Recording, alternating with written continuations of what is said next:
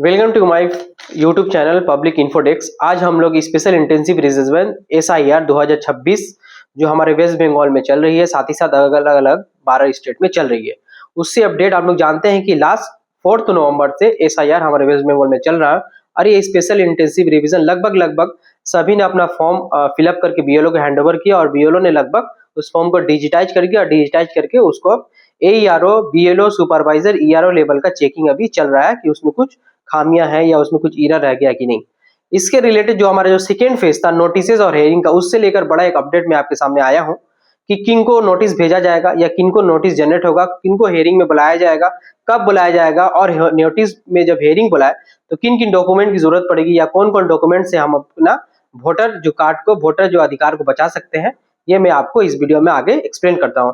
पहला जो मैंने बात कहा कि नोटिस जो इशू होगा किसको होगा, मेरे पास एक कागज है जो लास्ट मीटिंग जो हुई थी जिसमें इलेक्शन कमीशन ऑफ इंडिया का डिप्टी CEO ज्ञानेश भारती, साथ ही साथ हमारी स्टेट के जो CEO है chief electoral officer Manoj Agarwal, और साथ ही साथ जो डिस्ट्रिक्ट इलेक्शन ऑफिसर जिसको हम DMK भी बोलते हैं, और EROs के लेकर मीटिंग हुआ था। उसमें कुछ पॉइंट को हिंट्स किया गया था, फिक्स नहीं बल्कि हिंट्स दिया गया था।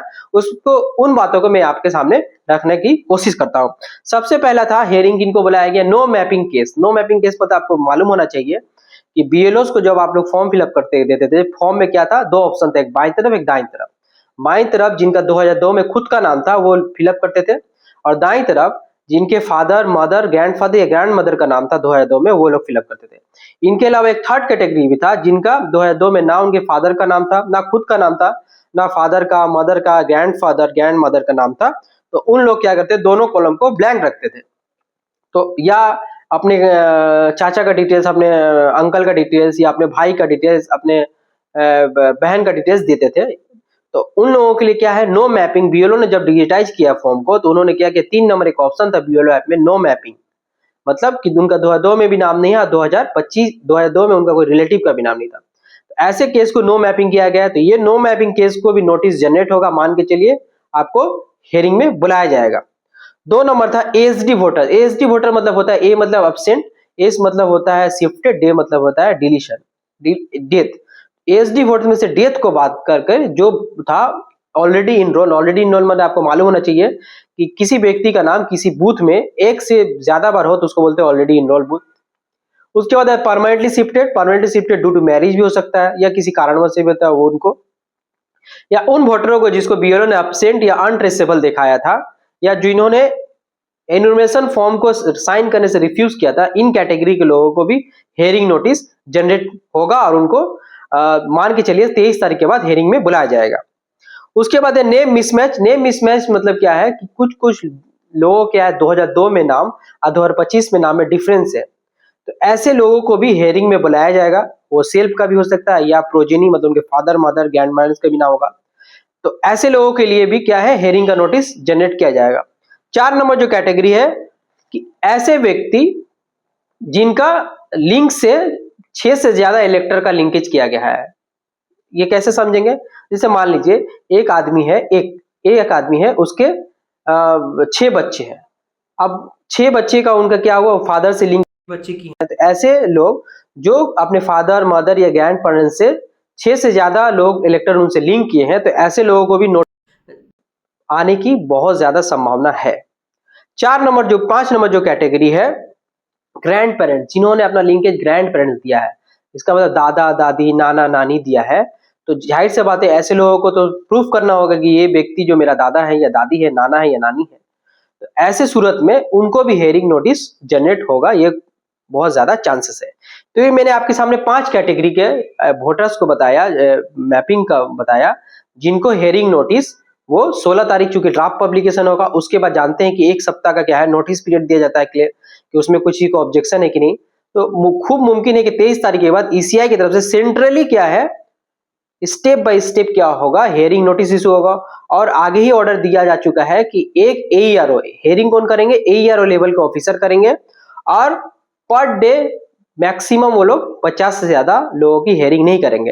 तभी कितने लोगों की हेयरिंग होगी ये समझना बहुत मुश्किल है। बहुत सारे लोग ऐसे भी बोल रहे हैं कि वोटर BLO ने जिसको इसको प्रोजेनी ऐड किया है, एक पार्ट में जिसका 65% ज्यादा प्रोजेनी हुआ या 60% ज्यादा प्रोजेनी हुआ है, उन लोगों को भी प्रोजेनी मतलब आपको बताता चलूं कि जिन्होंने जिनका 2002 में नाम नहीं था, उनके फादर मदर ग्रैंड पेरेंट्स का नाम था, उसको ऐड किया, इसको बोला जाए प्रोजेनी वोटर। तो अगर 2000 जिस भी बूथ में 60% से ज्यादा अगर प्रोजेनी मैपिंग हुआ है, तो ऐसे लोगों को भी हो सकता है कि ज्यादातर प्रोजेनी का हेयरिंग हो सकता है सभी प्रोजेनी का हेयरिंग हो। तो ये अभी क्या है, पैंडोरा बॉक्स है, अभी तक मालूम नहीं है, कि जब खुलेगा तब पता चलेगा कि क्या क्या है। तो 16 तारीख तक हम लोग इंतजार करते हैं, उससे पहले जरूर कुछ ना कुछ अपडेट आएगा। 11 तारीख के बाद ट्रेनिंग होगी, उसमें समझ में आ जाएगा।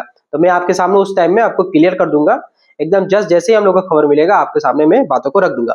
तो अब ये यहाँ पे कुछ बातें आ रही थी नेम मिसमैच के लिए बहुत सारे लोग एफिडेविट या पुराने आपके पास कोई कागज है जिसमें पुराना नाम है, वो डॉक्यूमेंट अपना जुगाड़ करके रखे, या जिनका 6 से ज्यादा मैपिंग है तो उनको कोई दिक्कत नहीं, वो दिखाएंगे उसमें हो जाएगा। या जिनका ग्रैंड पेरेंट्स का नाम दिया हुआ है, अगर मान लीजिए मेरा नाना का, मेरा 2 वोटर मैंने अपने नाना का लिंकेज दिया है, तो मुझे एक डॉक्यूमेंट दिखाना होगा जिसमें मेरा साथ मेरे माँ का नाम है, और मेरी माँ का एक डॉक्यूमेंट दिखाना होगा जिसमें मेरी माँ का अब्बू का नाम मेरे नाना का है। तो इस तरह से लिंकेज करके डॉक्यूमेंट दिखाना होगा। कोई दादी का दिया हुआ है तो दादी का भी सेम, मेरे अब्बू का डॉक्यूमेंट मेरे अब्बू का साथ मैच होगा, फिर मेरे अब्बू का साथ एक उनके फादर का, मतलब मेरे दादा का नाम मैच होगा, मेरे दादी का साथ मेरे दादा का हस्बैंड का नाम मैच होगा। इस तरह से लिंकेज स्टैब्लिश करके डॉक्यूमेंट को आप लोग तैयार रखिए। को मुमकिन है आप लोग हेयरिंग बुलाया जाएगा, घबराइएगा मत, ये जस्ट हेयरिंग प्रोसेस है, इसमें किसी का नाम काटने की गुंजाइश बहुत ही कम रहेगी। आप आइएगा, डॉक्यूमेंट अपना पूरा जुगाड़ करके लाइए, डॉक्यूमेंट पूरा आपने तैयार कर लीजिए, अभी आपके पास टाइम है, तैयार करके रखिए ताकि आने वाले दिनों में दिक्कत ना हो। और जो इससे अलावा भी कोई अगर डॉक्यूमेंट मिलते हैं, एफिडेविट हो या कुछ भी हो, तो हमने आने वाले वीडियो में अगर कुछ इस तरह का अपडेट आता है तो मैं आप तक जल्द से जल्द पहुंचाने की कोशिश करूँ, क्योंकि ये इंटरनल बातें थे और मैं ये बहुत ही फर्स्ट हैंड इन्फॉर्मेशन मैं आपको शेयर कर रहा हूँ।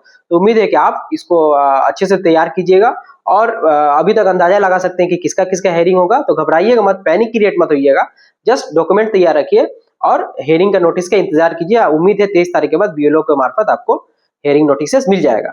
तो ये जो मैंने वोटर का कैटेगरी किया था, इन लोगों को हेयरिंग में बुलाए जाने की बहुत ज्यादा संभावना है, और हो सकता है कि ज्यादा लोगों को भी हेयरिंग हो। इसीलिए सीओ ऑफिस से ये भी कहा गया है कि कोई भी सरकारी ऑफिस या ग्राम पंचायत ऑफिस में हेयरिंग ना करे, बल्कि कोई स्कूल में करे, जाके अगर भीड़ हो तो भीड़ को गैदर किया जाए, उसके लिए सीसीटीवी इंतजाम रहेगा, सिक्योरिटी फोर्सेस का इंतजाम रहेगा।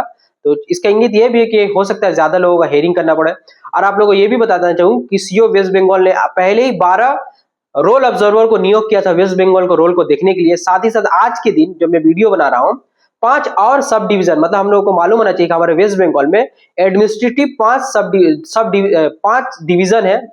उस 5 डिवीजन के लिए 5 रोल ऑब्जर्वर, जो कि अलग अलग सेंट्रल गवर्नमेंट का आईएएस ऑफिसर, कोई मिनिस्ट्री ऑफ एक्सटर्नल अफेयर्स का है, कोई होम मिनिस्ट्री का, कोई फाइनेंस मिनिस्ट्री का सीनियर ऑफिसर आईएएस ऑफिसर है, उन लोगों को नियुक्त किया गया। इसका मतलब वेस्ट बंगाल के रोल को कड़ा कड़ा से देखा जा रहा है और अच्छी तरह से इसको परखा जा रहा है। तो ईसीआई के दिनों, आने वाले दिन में ईसीआई की तरफ से भी बहुत सारा अपडेट रहेगा। तो कैसा लगा मेरा चैनल, आप लाइक कीजिए और उसको कमेंट कीजिए, और अगर कोई जानना हो तो कमेंट भी करिए, आपको रिप्लाई किया जाएगा, और शेयर भी कीजिए और सब्सक्राइब कीजिए ताकि आने वाले दिन में आपको फर्स्ट इन्फॉर्मेशन मिलता रहे। Thank you so much.